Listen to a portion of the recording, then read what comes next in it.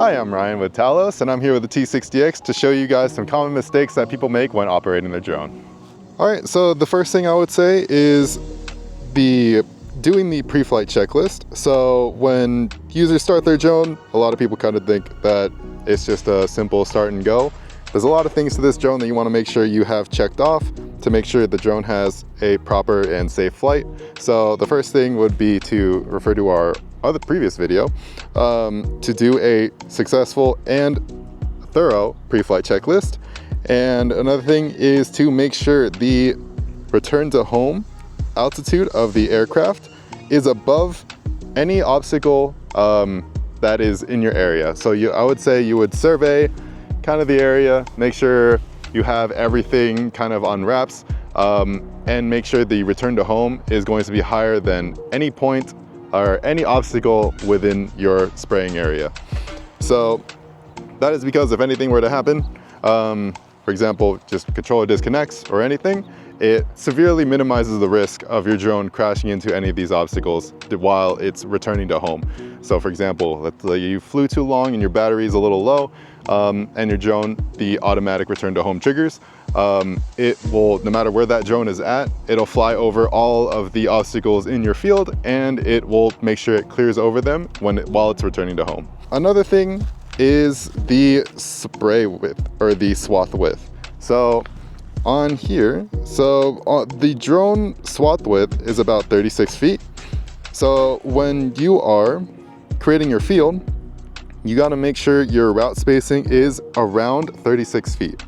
So why is that? So when you're doing some people think like 18 feet for route spacing to make sure it's 18 feet on one side and 18 feet on the other.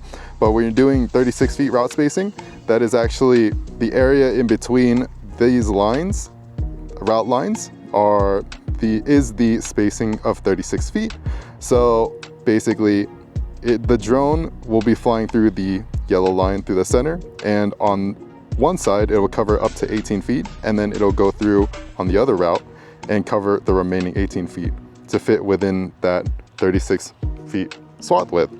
Again, a little bit over is okay. There's obviously a lot of factors that could play into, for example, like drift or those such of things, but it's all up to kind of like playing around. But just make sure it is around, that route spacing is around the drone swath width, which is 36 feet. And then finally, another thing is the altitude. So depending on what you're spraying and where you're spraying and the conditions of where you're spraying, when you are flying your drone, the altitude of your drone also is very important because that determines the drift. Obviously, high droplet size, less drift, low droplet size, high drift. So for example, if you are trying to fly over trees, ideally is around, that's why we recommend the 10 feet above the canopy, is because that's still good enough to get that penetration. But when you are flying over, let's say, flatland crops, and you still are flying above that 10 feet, that basically it allows more room for the drift to occur and not significantly good coverage on your crops when ideally you're trying to spray down and using the prop wash to get into your crops, but when you're too high, the wind can kind of undo what you're trying to do with that. So again, these drones are pretty much, obstacle avoidance on these drones are secondary. Primary should always be the user mapping out the obstacles, mapping out where everything is.